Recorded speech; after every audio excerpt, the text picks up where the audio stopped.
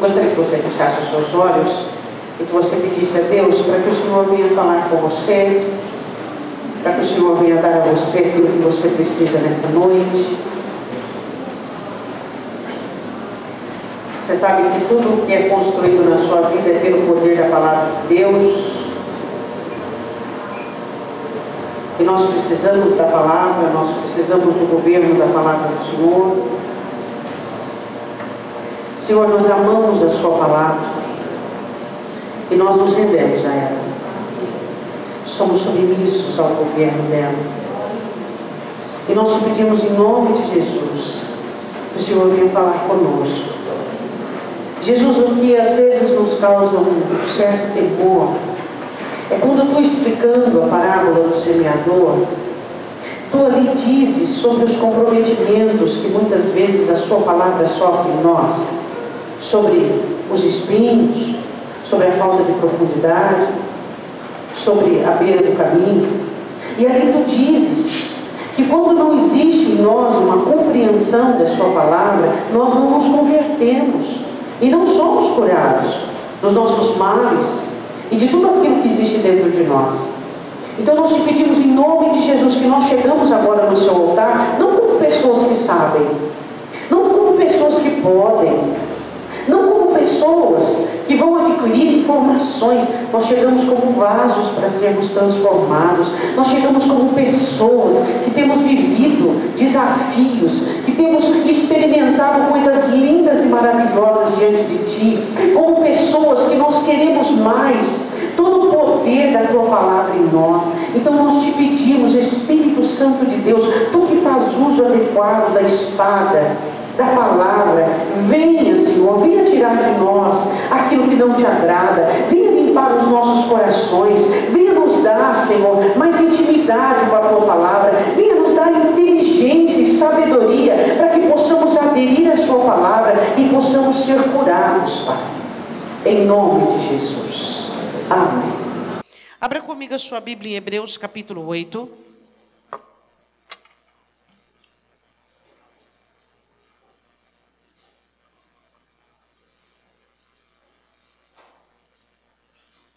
Hebreus capítulo 8, versículo 1 ao 3. Hebreus 8, do 1 ao 3.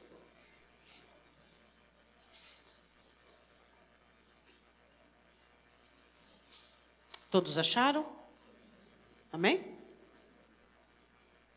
Ora, assuma, ou seja, o resumo do que temos dito, diz o escritor, é que temos um sacerdote tal que está sentado nos céus, à destra do trono da majestade, ministro do santuário e do verdadeiro tabernáculo, o qual o Senhor fundou e não o homem. Porque todo sumo sacerdote é constituído para oferecer dons e sacrifícios, por isso era necessário que este também tivesse alguma coisa que oferecer. Podem se assentar.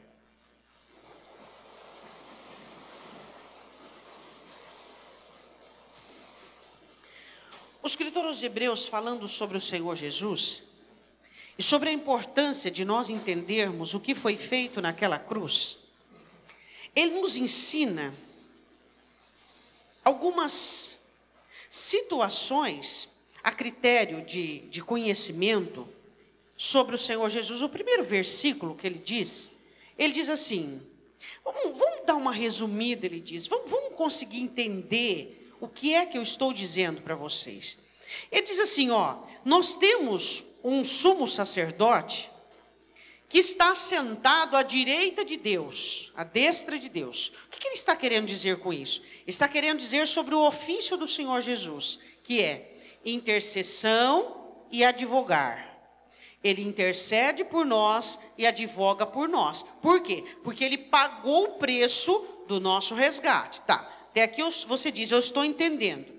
Versículo de número 2, que agora ele é ministro do santuário, ou seja, é Ele quem ministra, Ele quem trouxe sobre si o sacrifício pleno, que aplacou a ira de Deus, que agradou o coração de Deus, onde nós podemos então entrar diante do Senhor e recebermos a ministração de Cristo. Aí ele diz assim, Ele é o ministro do santuário e do verdadeiro tabernáculo. Aqui ele faz uma ponte sobre o tabernáculo na época de Moisés, que foi feito pela mão dos homens. Aí ele diz assim, do verdadeiro tabernáculo o Senhor fundou e não o homem. Foi Deus quem deu o Senhor Jesus para ser um tabernáculo, o corpo dele ser um tabernáculo e ele se tornar ministro dessa nova aliança. Versículo 3, todo sumo sacerdote é constituído, ou seja, é levantado e sustentado para oferecer dons e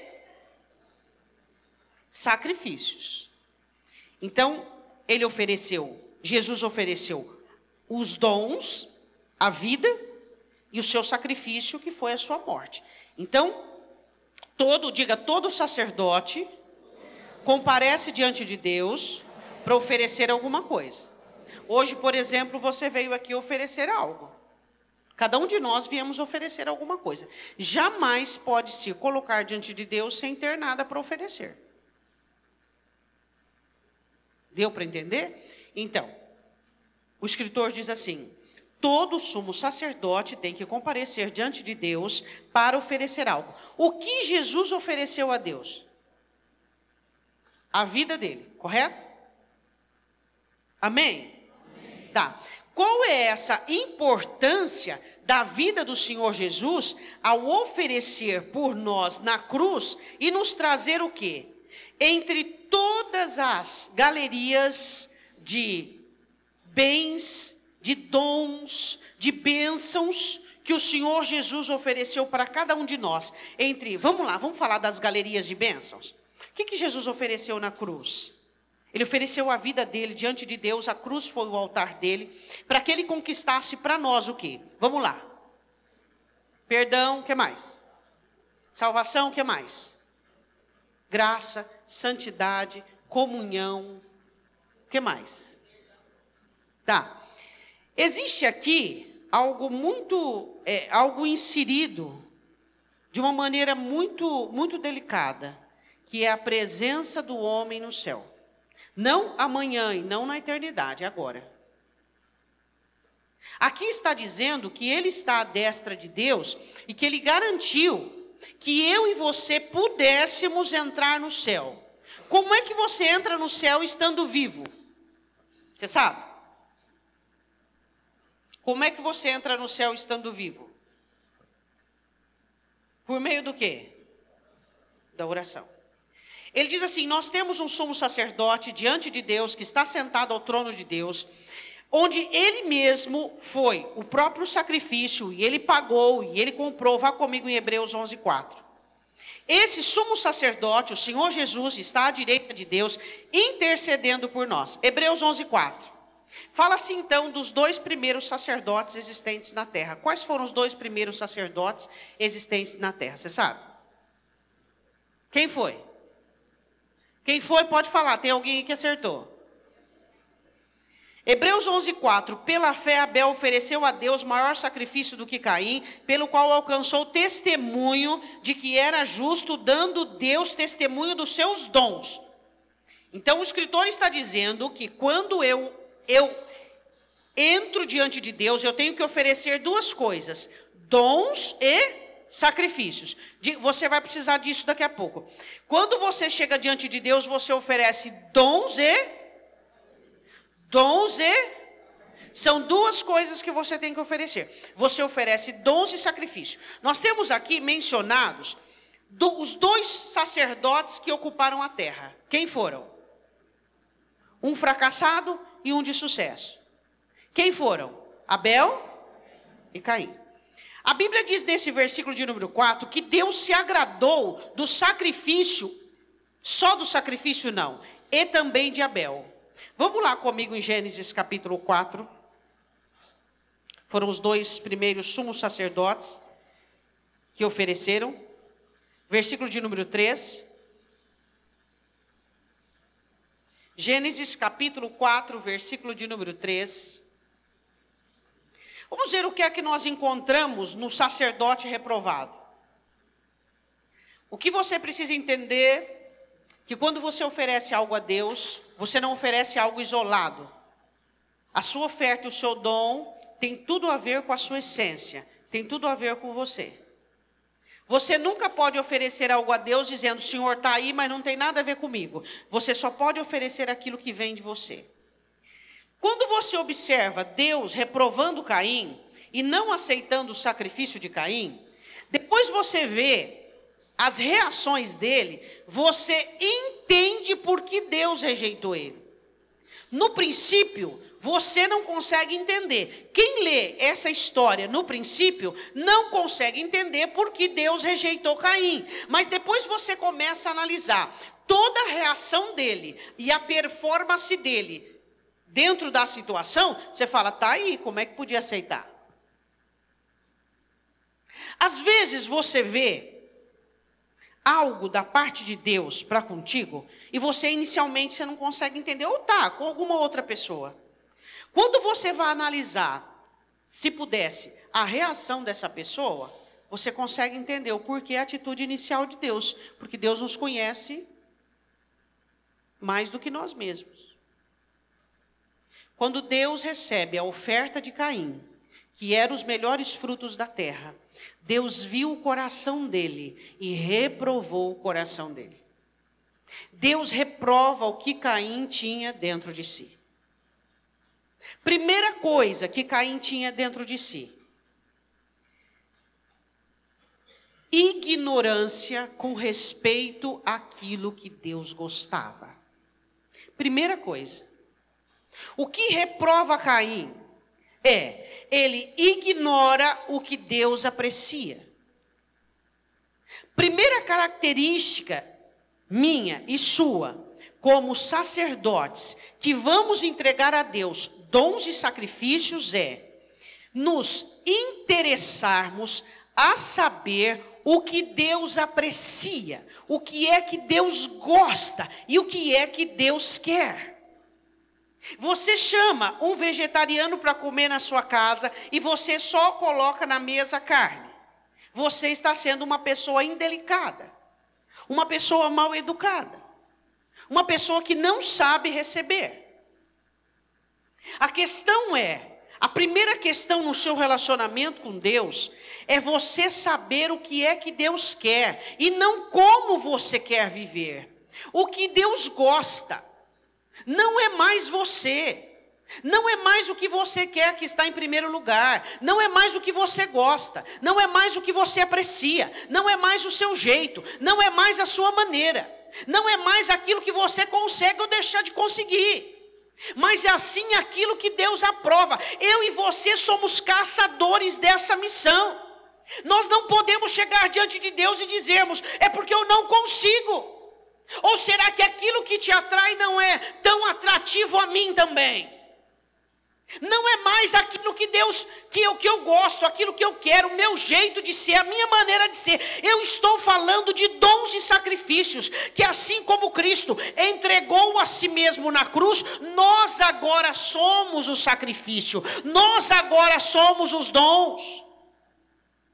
O que nós precisamos entender e compreendermos de uma maneira muito clara, óbvia e objetiva, é que não é mais tempo de você ficar procurando o que você gosta, o que você quer, o que é aprazível, o que te é interessante. O primeiro problema desse moço de reprovação é que ele nem quis saber o que Deus se agradava. Ele fez aquilo que estava à mão dele e ao alcance dele. Gênesis 4:3. Aconteceu ao cabo de dias, numa data determinada, que Caim trouxe do fruto da terra uma oferta ao Senhor, e Abel também trouxe dos primogênitos das suas ovelhas e da sua gordura, e atentou o Senhor para Abel e para a sua oferta. Você percebe que a oferta de Abel tem tudo a ver com ele, e a oferta de Caim tem tudo a ver com ele. Abel era pastor de ovelhas e oferece ovelhas. Caim era lavrador da terra e oferece o quê? Oferece os frutos da terra. Quem sabe a sua ocupação na vida não agrada a Deus. Quem sabe o seu sistema funcional na vida não agrada a Deus. Você está precisando mudar de profissão. E eu não falo profissão rentável. Eu falo de maneira de viver. Ele era lavrador da terra, estava enfrentando os cardos, os abrolhos, a maldição. Mas na hora dele se colocar diante de Deus, ele precisava pelo menos ter tido um pouco de curiosidade, um pouco de busca. Ele precisava pelo menos ter se interessado por aquilo, tá? Não conseguiu de primeira, poderia ter tentado a segunda ou a terceira, porque teve chance. Eu e você somos maduros o suficiente para sabermos o que é que Deus não gosta em você, o que é que Deus não gosta e não suporta em você. Somos ou não somos? Mas o porquê nós fazemos vista grossa e passamos por cima? Porque achamos que Deus é um velho caquético que tem que nos engolir de todo jeito e de toda maneira. Você sabe o que Deus não suporta em você, e eu também sei. Todos nós somos sabedores do quanto nós estamos esticando a graça, do quanto nós estamos de uma maneira abusiva.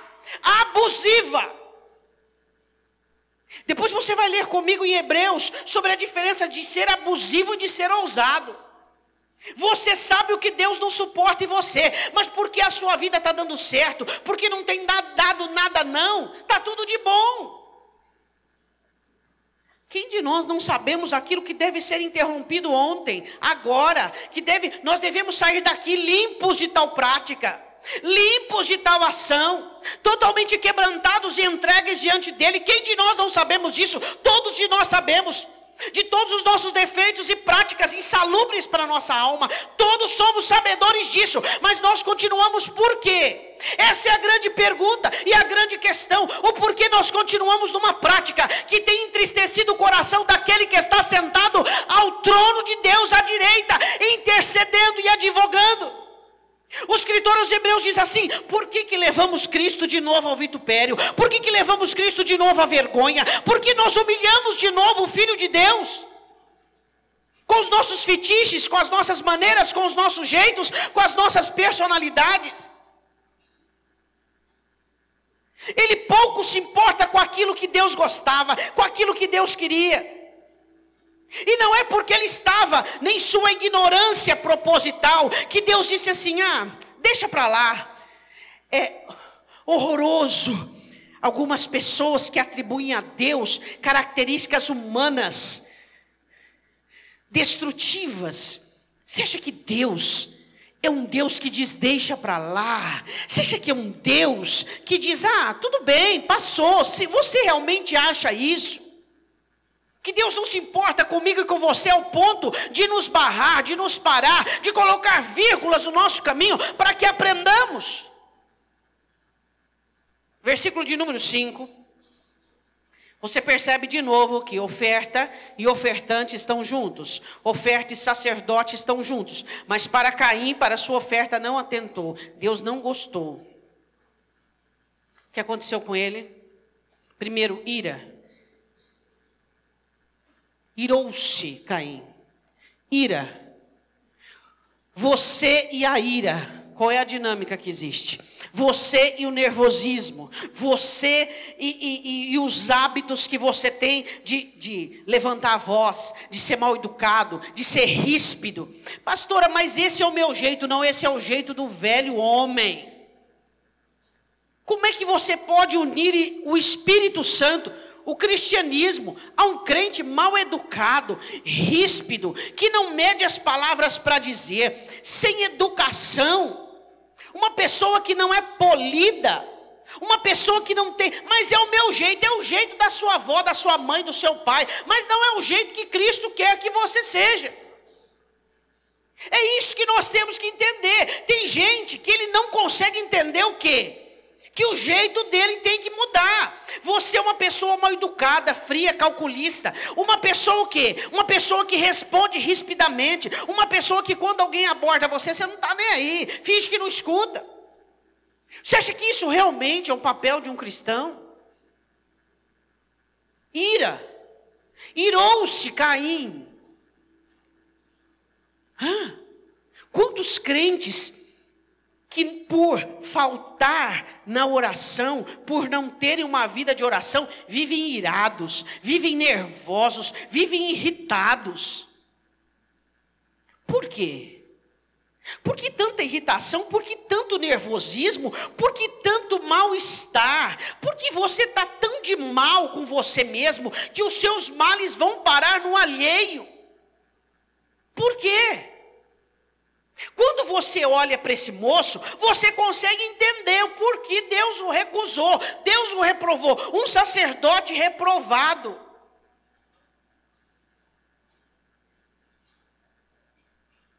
Pessoas que batem coisas, irritadas, nervosas. Qual for a segunda palavra? Irou-se Caim fortemente. Eu quero separar a ira de uma força dos sentimentos. Cuidado com a força dos seus sentimentos. Sacerdotes que comparecem diante de Deus não podem ter sentimentos fortes, destrutivos. Eu acho interessante, para amar a Deus e quebrantar-se, sentimento fraquinho, mas para ter mágoa de alguém, ou falar mal de alguém, ou fazer alguma coisa má, um sentimento fortão. Peraí. Fraquinho para quebrantar, fraquinho para adorar, fraquinho para abençoar, fraquinho para absorver a palavra, fraquinho para ter um comportamento aprovado. Tudo é fraquinho, tudo é porque a minha mazela, é porque... Agora, quando é para nutrir sentimentos ruins, é fortão, ira fortemente, fala fortemente, e é maledicente forte, e é amargurado forte. Peraí. E aí? Como que faz? Não pode. Seus sentimentos que devem ser fortes em você são sentimentos produzidos pelo Espírito Santo de Deus, e não aqueles sentimentos da velha criatura, onde Satanás tem proporcionado ações malignas e infernais na sua vida. Temos que ser fortes no Evangelho, na palavra, na doutrina, na bênção, no fruto do Espírito Santo. Tem crente que é forte para quê? É forte para falar mal dos outros, é forte para ser amargurado, é forte para não estar nem aí, é forte para... Agora, quando diz respeito às coisas do Evangelho, a sã doutrina, é fraquinho, porque não dá, porque eu não sou forte, porque meu passado, porque... Peraí. Outra coisa, descaiu-lhe o semblante. O que fez com que o semblante de Caim descaísse? Tristeza, amargura.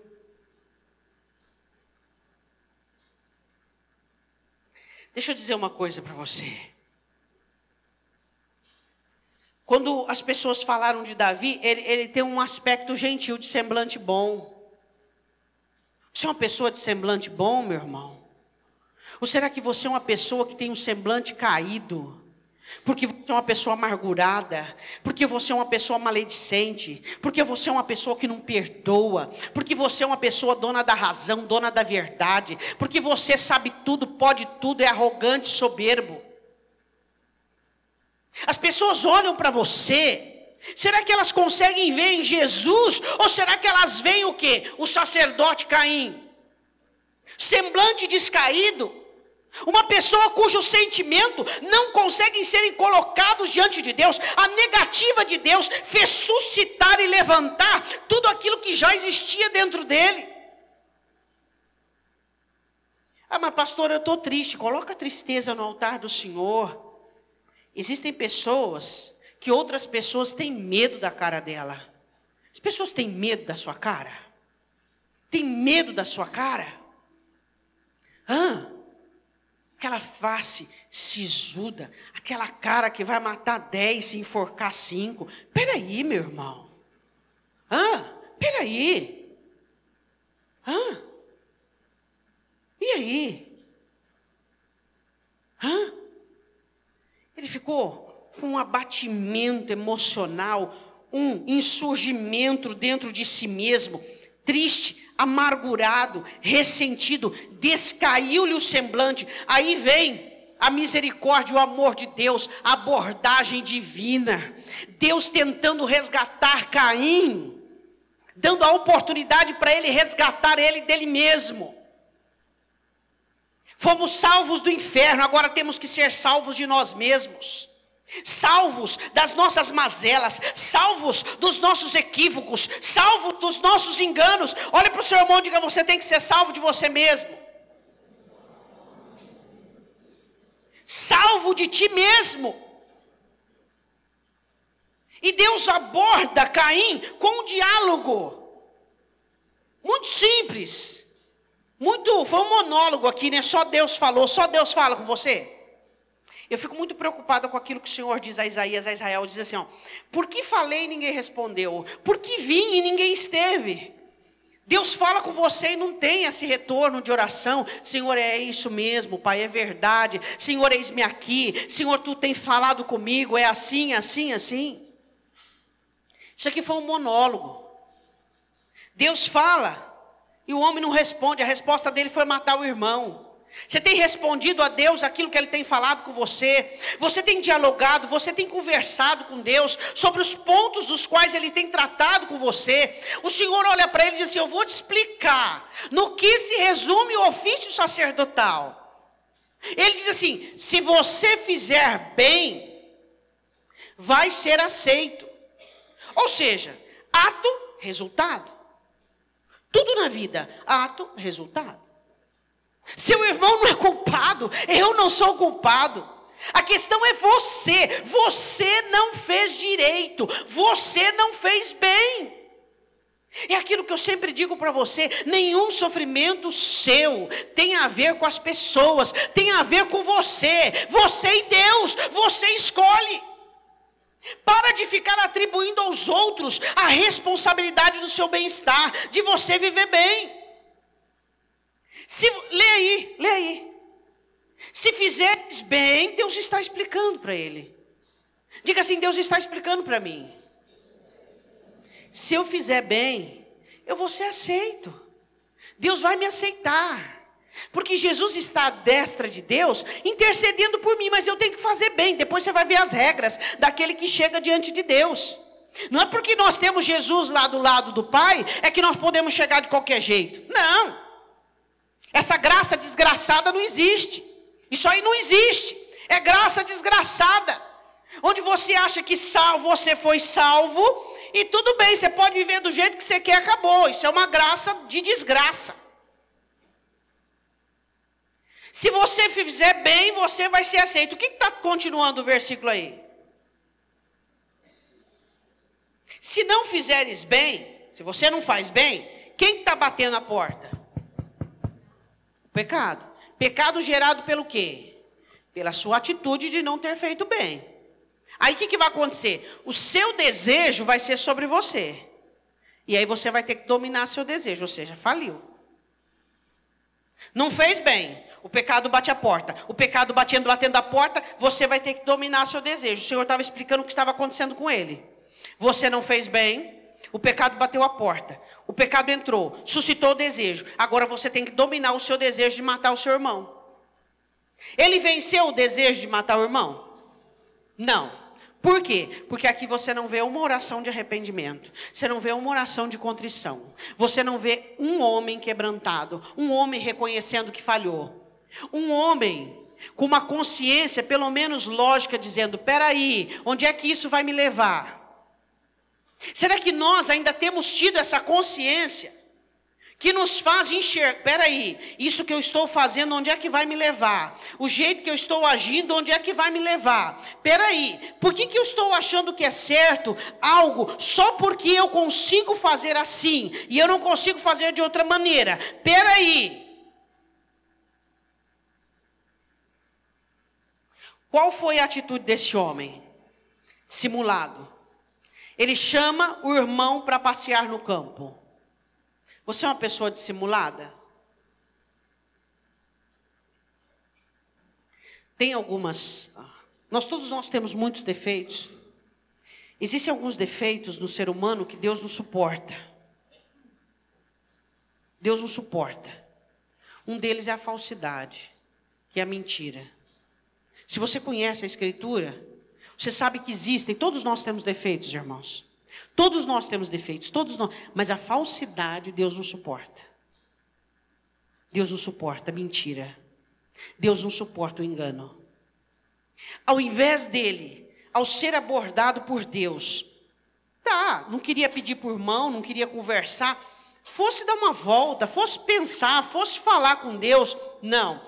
A abordagem da palavra chegou num coração endurecido, ele convida o irmão para um passeio homicida. Homicida. Engana. Finge que está quando não está, finge que gosta quando não gosta, finge. Uma das coisas mais salutares que você faz na sua vida é você ser verdadeiro. Pastora, mas escuta, fulano, por que você está assim? Eu estou assim por causa disso, por causa daquilo outro. Mas você não quer estar. Não, então assuma o que você não quer. É ou não é? Fica que jeito? Fica de mau grado, emburrado, fica de mal-estar. Peraí, a verdade. Davi escreve em Crônicas 29, falando de todos os dons que ele tinha oferecido para Deus, para construir o templo. Ele dizia assim, porque da sinceridade te agradas. Deus se agrada da verdade. Jesus diz, ele diz, eu sou a verdade, que faz você andar no caminho, e faz você ter uma vida. A verdade, a sinceridade, a autenticidade. Deus se agrada disso. Seja verdadeiro. Ele era tinhoso, cheio de artimanha. Cheio de artimanha. É como Judas quando beija o rosto de Jesus no Getsemane, identificando quem era Jesus. Amigo, com um beijo me trai. Seja autêntico, seja verdadeiro nas coisas pequenas, nas suas amizades. Seja uma pessoa confiável, não seja articuloso. Não seja uma pessoa que joga no seu relacionamento conjugal. Você faz isso para cair aqui, para depois conseguir. Não faça isso. Deus está vendo você. Seja uma pessoa autêntica. Tenha uma abordagem verdadeira. Não diz que você ama quando você não ama. Não diz que você gosta quando você não gosta. Não traia a sua identidade. Não traia os princípios da sua alma. Não faça isso. Se você não quiser dizer que não gosta, não pode, não vai dizer. Mas não diga que ama quando você não ama. Essa sociedade politicamente correta, que faz de uma utopia toda essa amizade, todo este amor, é mentirosa. O amor tudo sofre, tudo suporta, tudo crê. Não se ufana, não trata com leviandade, não arde em ciúmes, não é invejoso. Isso é o amor. Quantas mentiras você prega na sua vida? Por meio dos seus relacionamentos. Quantas mentiras? Quantas coisas ficam mirabolando na sua mente com respeito às pessoas? As pessoas não sabem, mas Deus sabe, Deus está vendo. Isso é maligno. Jesus diz que do coração do homem produz os enganos e as maldades. Por que você fica mirabolando coisas, pensando coisas sobre a vida dos outros, colocando situações? Já não temos uma vida para cuidarmos apenas dela. Ele trai o irmão para dar uma volta, e Abel, naquela inocência, foi dar uma volta com o irmão, achando que ia dar um passeio, mas estava caminhando uma jornada de morte. Eu quero dizer uma coisa para você. Existem pessoas que chamam você para passear. Vamos dar um passeio. Nesse passeio eu vou te elogiar. Nesse passeio eu vou maximizar a sua persona. Nesse passeio você vai se sentir importante. E ele faz inúmeras promessas para você, mas ele vai matar você na jornada deste caminho. Você vai morrer emocionalmente, morrer espiritualmente. Você está sendo como uma ovelha levado para um matadouro, mas não um matadouro sagrado, não, um matadouro humano. Quantas pessoas pegam você pela mão, prometendo a você uma amizade, um amor, uma comunhão, prometendo, mas essa amizade vai detonar você, esse relacionamento vai acabar com a sua vida. Hoje eu estava dizendo na escola dominical uma coisa tão interessante. A Escritura, nela, nos evangelhos e nas cartas de Paulo, tem algumas palavras proféticas para o nosso tempo. Vou te dar um exemplo que eu disse hoje de manhã. Você já imaginou os crentes de 400 e 500 anos atrás, quando liam assim, os inimigos serão os da sua própria casa? Eles ficavam horrorizados com isso, dizendo, pobres daqueles que viverão neste tempo. Mas hoje os inimigos são as pessoas que estão perto de você, são as pessoas que querem acabar com a sua vida. Deu para você entender? Você precisa olhar para a Escritura e ver ela o fator contemporâneo, o qual você precisa se preparar para viver os dias de hoje. Isso é relevante.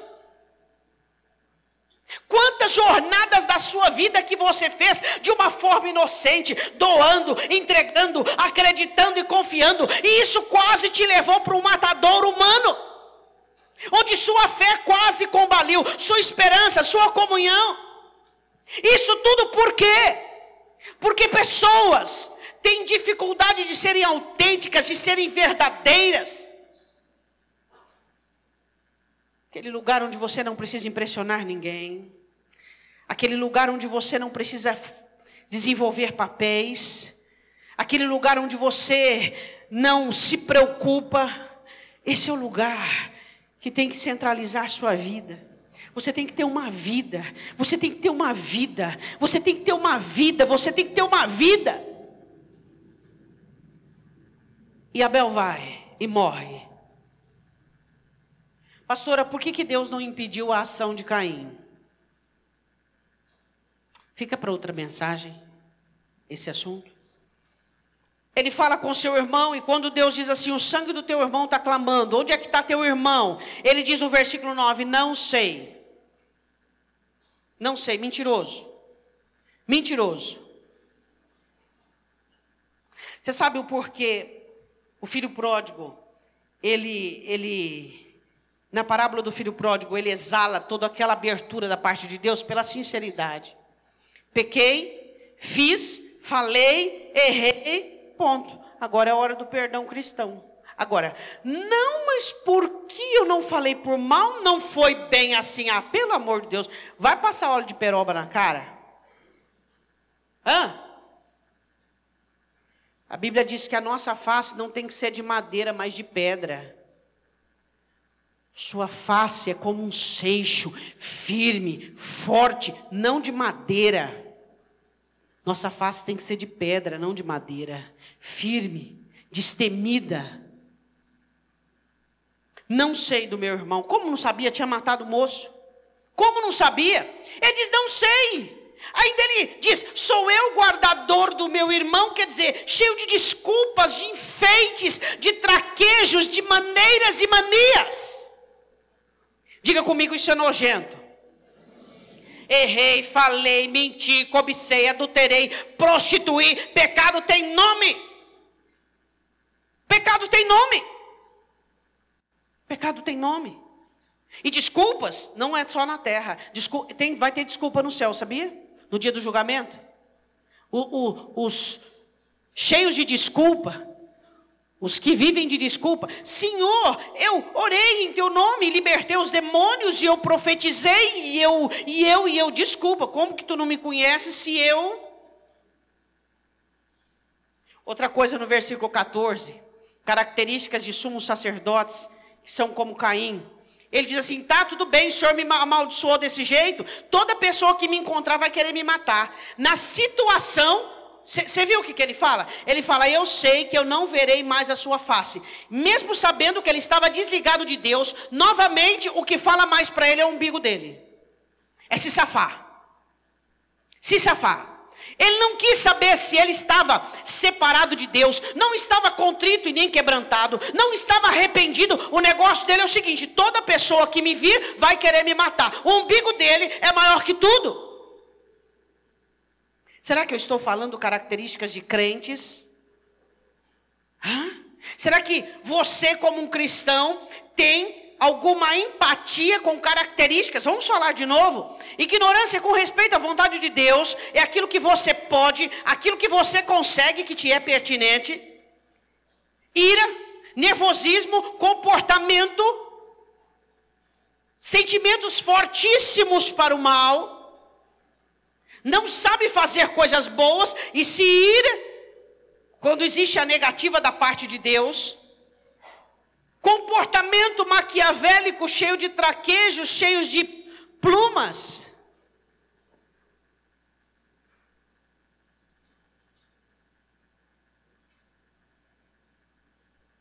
Mentira, não sei do meu irmão. Senhor, mas quem me vir vai querer me matar. Novamente, o último erro dele, o egoísmo dele. Eu quero que você vá comigo em 1 Pedro capítulo 2. Vai lá.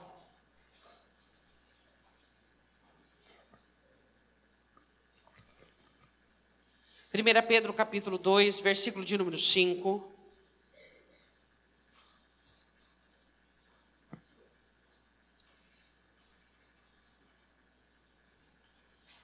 Primeira Pedro 2, 5, abriram?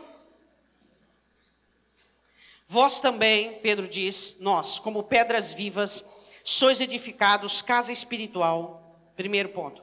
Sacerdócio santo, nós somos os sacerdotes agora. O que nós vamos entregar? Dons e? O que temos a entregar diante de Deus, a exemplo do nosso Messias? Dons e sacrifícios. Para oferecer sacrifícios espirituais agradáveis a Deus por Jesus Cristo. Versículo de número 9. Mas vós sois a geração eleita, sacerdócio real, a nação santa, o povo adquirido, para que anuncieis as virtudes daqueles que vos chamou das trevas, para a sua maravilhosa luz. Versículo 11. Amados, peço-vos, como peregrinos e forasteiros neste mundo. Você é um peregrino e forasteiro neste mundo ou já fez a sua? Logo, logo você vai embora daqui. Logo, logo nós vamos embora daqui. Logo, logo, somos forasteiros aqui. Somos peregrinos nesta terra. Não pertencemos a este mundo. Não pertencemos a esta terra. Vamos estar diante do nosso Senhor, o nosso juiz. Aquele que nos advogou durante toda a nossa vida. Mas naquele momento será o nosso juiz. O que é Pedro diz aí nesse versículo? Vós como forasteiros e peregrinos, combateis. O que ele diz? Abstenhais das concupiscências carnais. Combatem contra ela, porque elas combatem contra vocês. Abstenha-se das concupiscências carnais. Eu vou dizer uma coisa para você e vou repetir. Eu vou dizer isso enquanto isso durar. O celular de alguns aqui é o Deus deles. O Facebook, a internet é o Deus deles. Falo sem erro. Seu celular tem mais de você do que Deus. Pastora, mas você diz assim, pastora, mas eu percebo os ciúmes do Espírito Santo. Quando o Espírito Santo... Por que essas pessoas o Espírito Santo não incomoda mais? Você se sente incomodado com o seu uso abusivo do celular? Você se sente incomodado com o seu uso abusivo do seu computador, da sua internet? Você não se sente incomodado com isso? Você não percebe que isso é uma estratégia maligna? Quantos crentes têm manuseado a palavra? Quantos crentes têm se prostrado diante dela em oração? Eu não sei se sou eu que estou vendo, ou se existe mais alguém que está vendo comigo. Mas eu estou vendo a igreja degringolar-se. Eu estou vendo a igreja perecendo. Pastora, mas é profecia, mas eu sei, mas você, pelo amor de Deus, você. Você.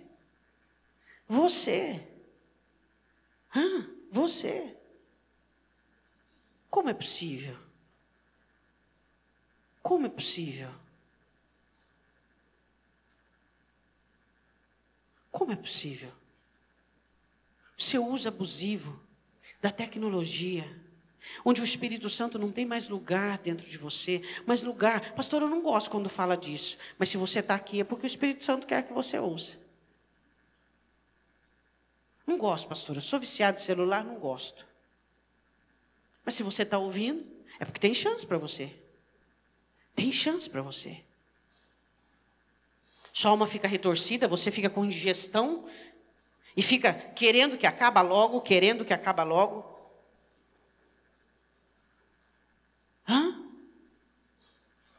Caim teria uma oportunidade de chance? Teria. Deus deu a chance para ele ao conversar com ele. Aquele diálogo que Deus teve com ele foi a oportunidade dele. Como Deus dialoga conosco. Só que deve ser um diálogo realmente, onde Deus fala e você se manifesta. Sim, Senhor, eu estou errado. Sim, Senhor, eu preciso aprender. Sim, Senhor.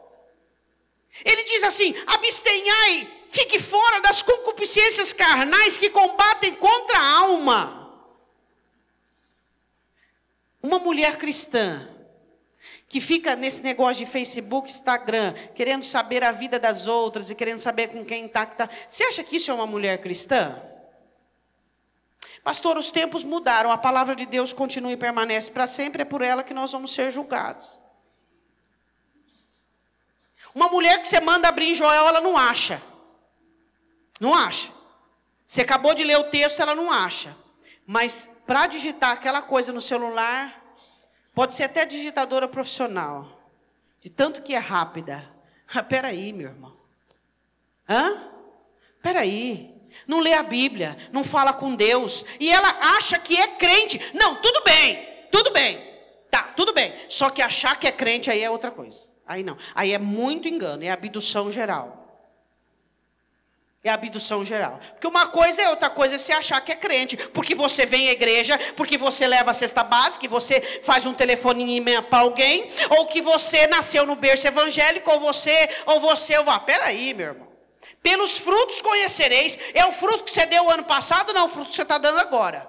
Que você é conhecido pelo fruto agora. Porque nós não somos museu, nós não vivemos de coisa que já foi.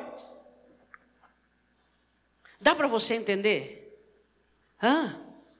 Combata contra as concupiscências carnais, porque ela está combatendo contra a sua alma. Abstenha-se delas. Quais são as concupiscências carnais suas? Quem sabe um homem poderia dizer assim: pastor, ó, eu cobiço, eu cobiço, o que mais minha concupiscência carnal? Mas é isso mesmo. E as mulheres? Eu, graças a Deus, eu não cobiço. As prostitutas, pecados sexuais, poderão tomar o lugar de vocês. Homens que estão lutando contra a cobiça, eles estão lutando, estão diante de Deus. E mulheres maledicentes assumidas vão para o inferno. Ou você acha que... Não, porque a minha maledicência, o meu julgamento e a minha soberba é menos que o pecado daquele ali. O pecado tem a ver com Deus, é Ele quem traz julgamento. Quero que você vá comigo em 2 Coríntios capítulo 4. O apóstolo Paulo fazendo-nos entender sobre o que é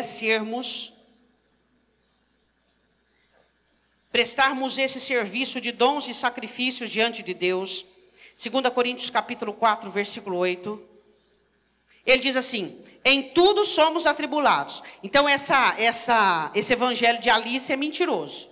Em tudo somos atribulados, mas não perplexos, mas não perseguidos, mas não... Você pode ser perseguido, mas você não precisa ser desamparado. Você não está desamparado, amém? Pastora fulano falou mal de mim. Tá, você está sendo perseguido, mas deixa, você não é desamparado, é ou não é? Você é desamparado? Não é desamparado. Aí ele diz assim, abatidos, mas não... Aí ele diz assim, trazendo sempre por toda parte, onde estamos, as áreas, os momentos, as situações dentro da igreja, no trabalho, no meio da família, a mortificação do Senhor Jesus, que como sumo sacerdote ofereceu os dons e o sacrifício, a mortificação do Senhor Jesus no nosso corpo, para que a vida de Jesus se manifeste também no nosso corpo. Você só vai viver Jesus se você morrer Jesus. Se você morrer como Jesus morreu, você vai viver como Jesus vive. Jesus vive dentro de você a partir do momento que você morre. Para que você tem que morrer? Eu não sei para que eu tenho que morrer. Versículo 11. Assim nós que vivemos, estamos sempre entregues à morte por amor de Jesus, para que a vida de Jesus se manifeste também na nossa carne. O quê? A vida de Jesus só se manifesta. Vá comigo em Gálatas 5. Só para você saber no que você tem que morrer.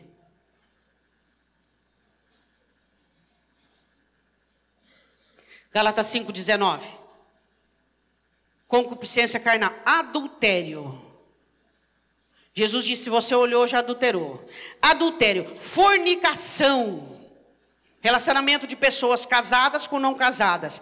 Impureza, todo tipo de impureza, porque o sacerdote ele tinha que tomar banho, e a roupa tinha que estar impecável. Qualquer tipo de impureza. Lascívia. O que é lascívia? Pessoas sensuais, pessoas que provocam desejo nos outros. Idolatria. Pessoas que idolatram, que colocam coisas ou pessoas acima de Deus. Ele diz assim, feitiçaria. Tem algum macumbeiro aqui? Você sabe que feitiçaria que Paulo estava dizendo? Sentimentos quando unem com sentimentos ruins, são feitiçarias. Aí ele diz assim, inimizades. Deus odeia gente que faz inimizade, leva conversinha para cá, para lá, para cá, para lá, para cá, para lá, e fala de um, e fala de outro, e fala de outro. Tem gente que se fosse mudo ia para o céu, mas fala vai para o inferno. Ele diz assim, adultério, fornicação, feitiçaria, inimizades, contendas, ciúmes, iras, peleja, dissensão, heresia. Onde é que tem heresia? Dentro da igreja. Os heréticos estão dentro da igreja. Por quê? Porque eles pegam a palavra e eles dão uma mudada nela, uma mexida nela e vive e passa para frente. Não, porque Deus... Heréticos. Eles querem deturpar a palavra escrita. Fazerem das suas regras pessoais, regras alheias. Aí ele diz assim, continuando, os heréticos, inveja. Sabia que tem muita gente invejosa dentro da igreja? Ela não consegue ser igual a você, ela vai depreciar você. Não, que você está pensando aquela irmã lá, aquela irmã não é aquilo tudo não, viu? Por quê? Porque ela não consegue alcançar a vida espiritual, a vida de compromisso, a vida com Deus. Então ela vai depreciar você para outra pessoa, tipo lá no pano de fundo, para que ela possa ter uma sobressalência. Aí diz assim, homicídios, bebedices, glutonaria. O crente fala, eu não bebo, mas que come, irmão. Agora chega no Natal, Ano Novo, o crente, só misericórdia. Comer só porque tem fome, né? A gente come para matar a fome. Coisas semelhantes a essas. O apóstolo ainda faz um resumo, dizendo tudo que é semelhante, ou seja, tudo que é derivado. A isso, ele diz assim, acerca das quais de antemão vos declaro, como também já antes vos disse, que os que cometem tais coisas, vão ser tipo assim, consertado, Deus vai fazer uma vistinha grossa, e é isso que está escrito aí? O que diz? Não herdarão o reino dos céus. Ele está falando para crente, ele está falando para a igreja dos Gálatas. Está falando para crente. Agora eu quero que você vá comigo, o último texto para nós terminarmos, Hebreus capítulo 10. Somos sacerdotes que oferecemos ao Senhor, capítulo 10, versículo 19, dons e sacrifícios diante de Deus. Você está passando por um problema, e você vai oferecer o sacrifício daquele problema. Você vai oferecer sua dor. Presta atenção aqui comigo. Você está passando por um problema. E você vai diante de Deus e você vai exercer o ofício de sumo sacerdote. Você vai oferecer a Deus o quê? Sua dor, sua tristeza, sua comoção. Isso é sacrifício. Sua determinação em fazer correto, mesmo em situações erradas, sua determinação em pagar o preço daquilo que é correto, daquilo que é genuíno, daquilo que vem de Deus. Quais são os dons que você vai oferecer a Deus? Sua força, sua fé, sua absorção da palavra. Esses são os dons que serão ministrados diante dos olhos das pessoas, onde as pessoas olharão para você e irão glorificar o Senhor, tanto nos seus sacrifícios quanto nos seus dons. Aí ele diz assim, em Hebreus capítulo 10, 19, irmãos, vocês precisam ter ousadia para entrar no santuário pelo sangue de Jesus. Ele estava falando de nós como sacerdotes. Essa ousadia não é uma intrepidez humana. Essa ousadia é por causa do sangue de Cristo. Aí ele vai dizendo as características das pessoas que têm essa ousadia. Pelo novo e vivo caminho que ele nos consagrou pelo véu, isto é, pela sua carne. Tendo um grande sacerdote sobre a casa de Deus. Cheguemos-nos de qualquer maneira, pela graça. É isso que ele está dizendo? É isso que ele está dizendo? O que ele está dizendo? Vocês têm o sumo sacerdote, Jesus Cristo, que compadece das vossas fraquezas, que intercede, que advoga. Vocês têm o Espírito Santo, só que vocês têm responsabilidades. Como vocês vão chegar diante de Deus é responsabilidade de vocês. Primeira característica que o escritor diz, ele diz assim, cheguemos com o coração verdadeiro. Por quê?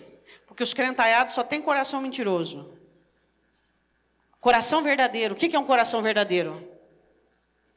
É o novo coração criado pela palavra. É um coração que não te engana, que não mente para você, ele é o que ele é. É um coração verdadeiro. Sou falho, meus defeitos, minhas falhas, é a palavra, é coração verdadeiro. Ele não trabalha para enganar você, para enganjar você em uma suposta mirabolante situação. Não, é um coração verdadeiro. Pecado é pecado, errado é errado, defeito é defeito. É um coração, você tem um coração verdadeiro? Ô pastor, eu sou uma pessoa verdadeira. Aí por quê, irmão? Porque eu falo tudo que eu penso. Não, isso é irracional. Pessoa que fala o que pensa é irracional. Você já viu aqueles pregadores de verdade só para os outros? Porque você está errado nisso. Porque, vai olhar a tua vida, vai olhar as tuas coisas, vai cuidar da tua vida. Fala bem assim, vai cuidar da tua vida. Você não consegue enxergar nem você vai querer cuidar da vida dos outros. Cheguemos-nos com o coração verdadeiro. Deus, eu estou aqui. Por que eu estou aqui? Estou aqui arrependido pelo quê? Contrito pelo quê? Determinado a quê? Coração verdadeiro. Segunda característica que ele diz assim: inteira certeza de fé. Uma fé fechada. No quê? No dom, no talento, no compadre, no marido, na vida, na aposentadoria, no dinheiro, não. Em Cristo. Inteira certeza de fé em Cristo. Eu creio em Deus, ponto. Eu creio em Jesus Cristo, ponto. Isso é uma inteira certeza de fé. Aí ele diz assim: tendo os corações purificados da má consciência. Isso aqui é um problema, meu irmão. O que é uma má consciência? Uma má consciência é uma consciência que te defende. Uma má consciência é uma consciência manipuladora que torce as coisas para o seu. Uma má consciência é uma consciência que guarda depósito de coisas antigas, de coisas que foram, de pecados, de lembranças. Uma má consciência é uma pessoa que vive à mercê do passado. Uma má consciência, eu estou dizendo para você o que é uma má consciência. É uma pessoa que olha para outro e ele resolve e acha que ele tem que julgar todo mundo. Ele recebeu uma insígnia de juiz e ele não está sabendo, ou está sabendo e oficiando. Você acha que você convive com as pessoas, você tem que julgar todo mundo? Você não tem que julgar ninguém, porque você julga, você é juiz, e só existe um juiz e legislador. Isso é uma má consciência. Uma má consciência é quando você olha para alguém conversando com ela, e você está aqui matutando outra coisa, isso é uma má consciência. Ele diz: purificai-vos da má consciência. Você é um sumo sacerdote, você é um sacerdote. Deus te instituiu a isso. Não como Caim, como Abel, que é aceito diante de Deus. Aí ele diz assim, olha, o coração purificado da má consciência, o corpo lavado com água limpa, o sacerdote para que ele pudesse oficiar. Ele não podia ter suor na roupa. O que ele está dizendo aqui? Corpo lavado com água limpa. Ele está falando sobre as nossas práticas diárias, sobre as nossas obras, que devem ser obras santas, limpas e purificadas diante de Deus. E ele continua dizendo assim, corpo lavado com água limpa, palavra, retenhamos firmemente a confissão da nossa esperança. A nossa esperança deve ser confessa, ela deve estar em Cristo, porque é fiel o que prometeu. Esses aqui são aqueles que podem entrar diante do Senhor. E aí ele termina com algumas outras práticas cristãs, para nós encerrarmos. Jesus oficiou a redenção da humanidade, nos fazendo sacerdotes, onde nós temos que, como diz o próprio apóstolo Paulo, chegarmos diante de Deus para morrermos a cada dia, para que a vida de Jesus se manifeste em nós. Como diz Pedro, abstenharmos de toda concupiscência carnal, porque elas vão combater contra a nossa alma e definhar a nossa alma. Agora eu quero te perguntar uma coisa para você. O que você tem nessa noite para entregar para Deus? Ah, senhor, pastor, eu já entreguei meus louvores, minha oferta, meu dízimo. Baseado na palavra aqui, o que você tem para oferecer para Deus? Na palavra. Como um sacerdote. O que você tem para oferecer para o Senhor? Pastor, eu tenho um coração, eu tenho uma vida, eu tenho uma história, eu tenho. O que você tem para oferecer para Deus? Senhor, eis-me aqui. Eu vou ser verdadeiro. Eu não tenho te agradado. Eu não tenho te agradado. Eu tenho feito isso. Meu coração tem reagido dessa maneira. Eu tenho uma mente assim. O evangelho precisa me mudar, precisa me moldar. Eu reconheço que eu sou um adepto à religião. Eu sou um adepto aos meus costumes, aos meus hábitos. Eu sou, Senhor, aquele que eu acho que o Senhor tem que estar contente comigo e acabou. Judas diz assim, ai deles porque entraram pelo caminho de Caim. E existem duas questões ali que eu vinculo com o caminho de Caim. Primeiro, rejeitam as dominações. Segundo, apacentam a si mesmos. Caim era assim. Rejeitava a dominação, Deus tem que aceitar e ponto, é o que eu posso. E segundo, apacenta a si mesmo. Você acha que aqui na igreja tem crente que se apacenta a si mesmo?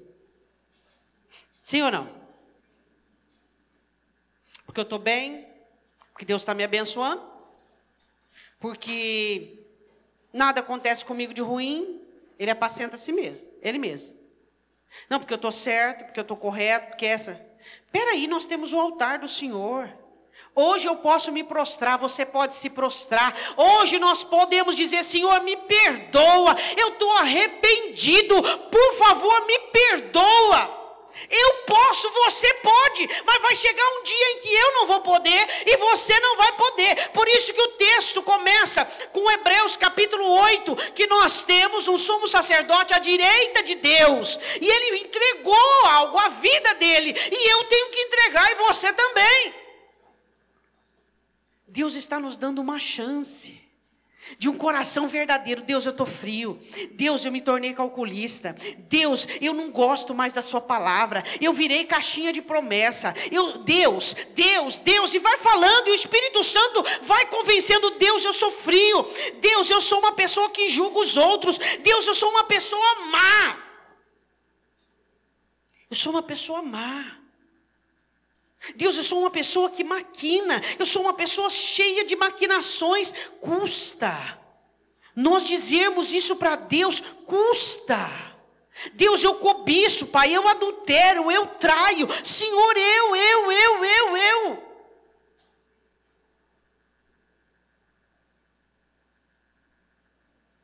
Por que nós não conseguimos reconhecer as nossas falhas e os nossos defeitos?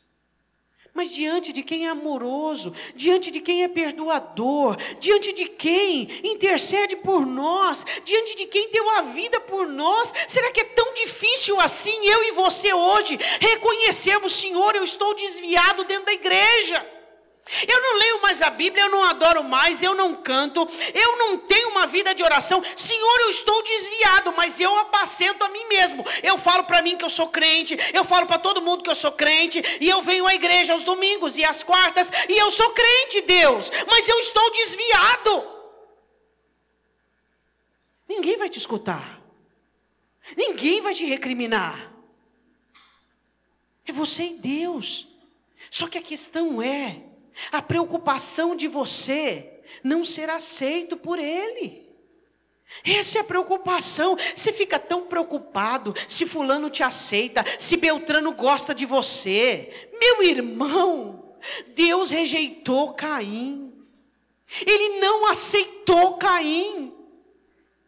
Isso que deve ser relevante para mim. Deus, o Senhor me aceita, o Senhor está gostando do que vê, o Senhor está aprovando o que vê ou não? Ou será que sou eu que tenho me apacentado a mim mesmo e tenho rejeitado as dominações, a autoridade do Espírito Santo, o poder de Cristo sobre a minha vida? Irmãos, você não é o que você pensa que você é. Você é o que Deus diz que você é. Por favor, livra-se de todos esses conceitos absurdos e humanos, dos quais conquistaram o legado da sua conclusão. Olha para Deus nessa noite. E eu duvido com todos os Ds que existem, que hoje aqui não existe alguém que não tenha um perdão para pedir, um conserto para fazer, um retorno para Deus. Duvido. Eu duvido.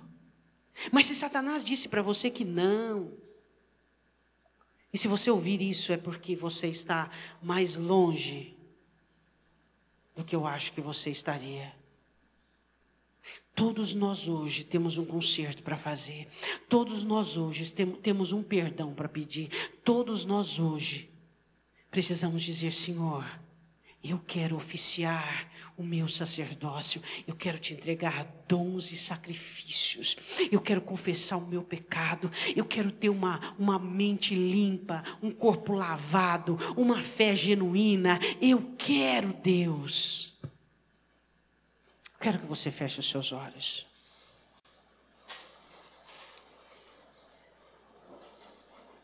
O Espírito Santo de Deus é nosso amigo. E Ele é aquele que tem nos ajudado. Sabe, Deus não se afasta dos filhos arrependidos. Deus se afasta dos pecadores inveterados.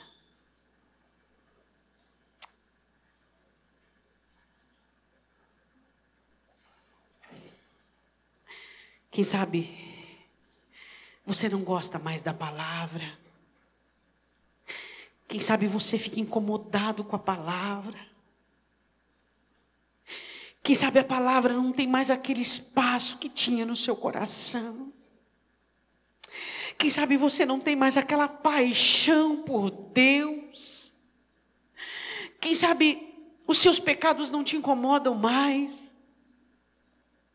Quem sabe as concupiscências do seu corpo, da sua carne, não te constrange mais.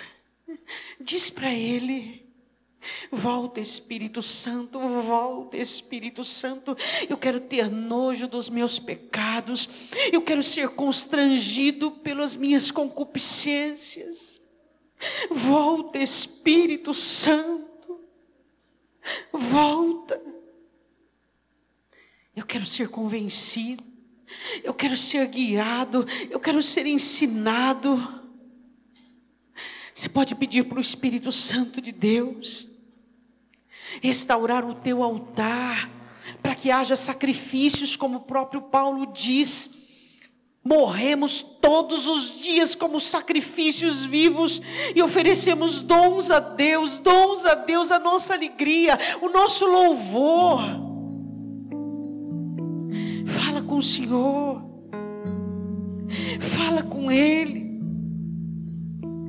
Deus, eu não vou perder o que o Senhor tem para mim. Há muito tempo atrás eu defini que eu não iria para o inferno. Isso já é conclusão na minha vida. E nessa noite eu declaro que eu serei